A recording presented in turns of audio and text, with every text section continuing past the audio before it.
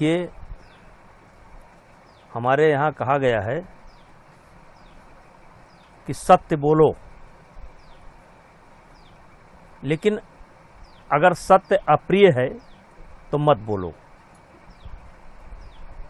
तो राहुल गांधी को पढ़ाई लिखाई से कोई मतलब नहीं है, संस्कार से कोई मतलब नहीं है,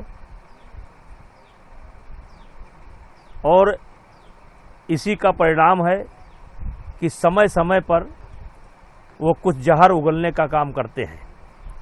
जैसे मौत का सौदागर, राफेल चोर और नाना प्रकार के शब्दों को से मोदी जी को नवाजा जाता है। देखिए, मोदी जी कोई व्यक्ति नहीं है। मोदी जी इस समय देश के प्रधानमंत्री हैं, और प्रधानमंत्री की मां की आलोचना करना कहीं न कहीं देश की समस्त जो माताएं हैं, बहनें हैं, नारी समाज है, उसका आप अपमान कर रहे हैं। हमारे यहाँ औरत को, लड़की को, माँ को देवी स्वरूपा कहा गया है, और आज जो व्यक्ति दुनिया में नहीं है, आप उसकी आलोचना करके आप अपनी औकात का परिचय दे रहे हैं कि आपके पास कितना ज्ञान है, और हमारे देश की जो परंपरा रही है उसको कितना ठेस पहुंचाने का काम करते हैं। इसलिए हम ही नहीं, देश की सभी समस्त माताएं, समस्त बेटियां, समस्त बहनें, समस्त इस देश के नागरिक उनके इस कृत्य की निंदा करते हैं। जैसे कहा गया है कि यदि आप चाहते हैं कि लोग आपके साथ अच्छा व्यवहार करें, तो आपको लोगों के प्रति भी अच्छा व्यवहार करना चाहिए। भाषा की एक मर्यादा है, उस मर्यादा का ध्यान रखना चाहिए। और ये इसलिए हो रहा है कि पढ़ाई लिखाई से देश का जो हमारा संस्कार रहा है, देश की जो हमारी परंपरा रही है, उससे राहुल गांधी का कोई लेना देना नहीं है,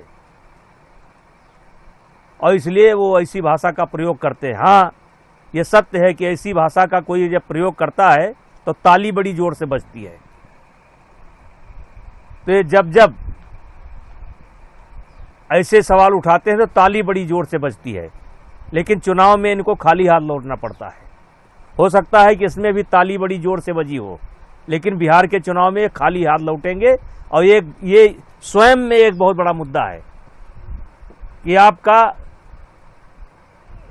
मातृत्व समाज के प्रति आपका क्या भाव है, महिलाओं के प्रति आपका क्या भाव है, लड़कियों के प्रति आपका क्या भाव है।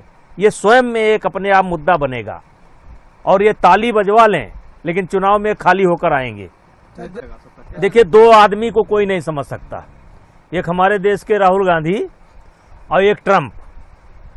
इनको कोई नहीं समझ सकता ये कब क्या हरकत कर जाएं। आज ट्रंप की निंदा उनके देश में ही हो रही है, उनकी पार्लियामेंट कर रही है, वहाँ की जनता कर रही है, वहाँ की कोर्ट कर रही है। भगवान उनको सद्बुद्धि दें, और उनको मालूम होना चाहिए कि ये भारत जो है सन 1990 वाला भारत नहीं है, जब हमें देश का सोना काम चलाने के लिए गिरवी रखना पड़ा था, वो भारत नहीं है। ये वो भारत नहीं है जब दबाव में चाइना से समझौता करना पड़ा। ये वो भारत नहीं है कि 92,000 सैनिक बंदी थे और उनको बड़ा बिना शर्त छोड़ना पड़ा। ये भारत नहीं है, ये 2024 का भारत है, और इस देश के प्रधानमंत्री नरेंद्र मोदी हैं, पूर्ण बहुमत की सरकार है, उनके साथ इस देश की जनता है, और जो भी होगा जनता यहाँ का सामना करने के लिए तैयार है। देखिए, 2014 के बाद विदेश में हमारी हैसियत बढ़ी है और लगातार बढ़ रही है। ये देश की जो जनता है, यही हमारी ताकत है, यही हमारे देश की ताकत है। हम दुनिया में सबसे बड़ा उपभोक्ता हैं, चाहे गाड़ी के क्षेत्र में, चाहे मोबाइल के क्षेत्र में, चाहे कपड़ा के क्षेत्र में, चाहे टेक्नोलॉजी के क्षेत्र में। हम सबसे बड़े उपभोक्ता अगर कोई है तो भारत है, और इसलिए भारत के साथ मिलकर के ही चलना पड़ेगा, क्योंकि सबसे बड़े खरीदार हम हैं, हर क्षेत्र में सबसे बड़े खरीदार हम हैं, और हमसे मिल करके ही चलना पड़ेगा। देखिए, जनता मांग कर रही है, लेकिन हमें बचना चाहिए, जरूर बचना चाहिए, स्वदेशी अपनाना चाहिए। अगर विकल्प ना हो तो कोई बात नहीं, अगर विकल्प है तो हमें इन चीज़ों से बचना चाहिए।